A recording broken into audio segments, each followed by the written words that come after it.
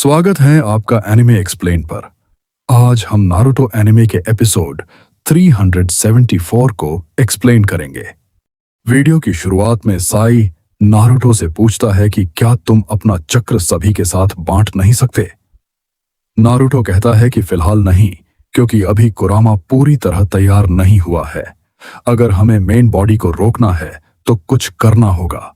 तुम्हारे चक्र के बिना हम बहुत बड़ी मुसीबत में पड़ सकते हैं और मेडिकल टीम भी यहां नहीं पहुंच पाएगी।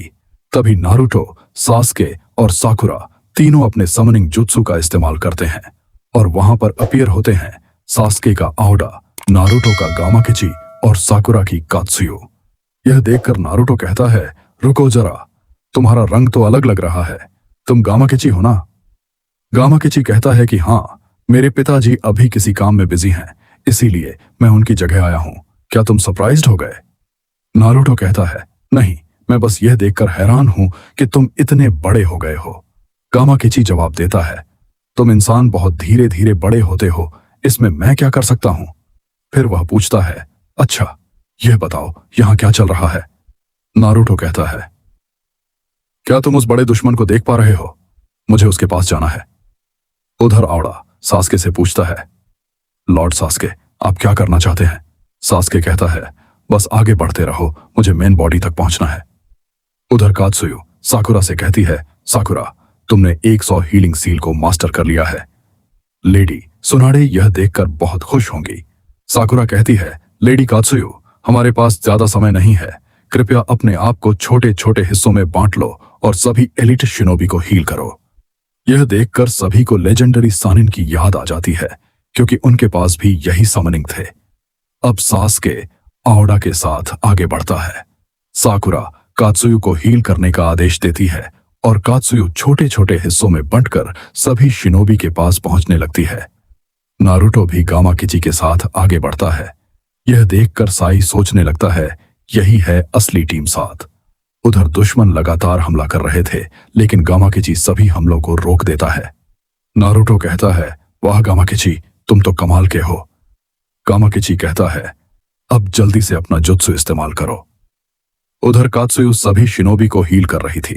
शिनोबी डर गए थे, लेकिन शिजु ने बताती है कि चिंता मत करो, यह 5th होकागे की हीलिंग टेक्निक है। अब सभी धीरे धीरे हील होने लगते हैं। शिजु ने कहती है, किसी ने सोचा भी नहीं था कि साकुरा 100 हीलिंग सील के साथ साथ कात्सुयो की लॉन्ग डिस्टेंस हीलिंग टेक्निक भी सीख जाएगी।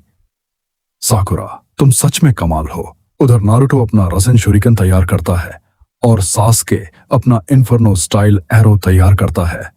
अब दोनों मेन बॉडी पर हमला करने के लिए तैयार थे। तभी साकुरा की आंखों में आंसू आ जाते हैं, क्योंकि उसे टीम 7 का पुराना समय याद आ जाता है। फिर नारुतो और सास्के मिलकर अपना कंबाइंड अटैक करते हैं। नारुतो का रसेन शुरिकन और सास्के का इन्फर्नो स्टाइल एरो दोनों मिलकर 10 टेल्स पर हमला करते हैं और यह अटैक सीधा जाकर 10 टेल्स को लगता है। यह देखकर टोबीरामा कहते हैं कि उन्होंने ऐसा फ्लेम कंट्रोल पहले कभी नहीं देखा।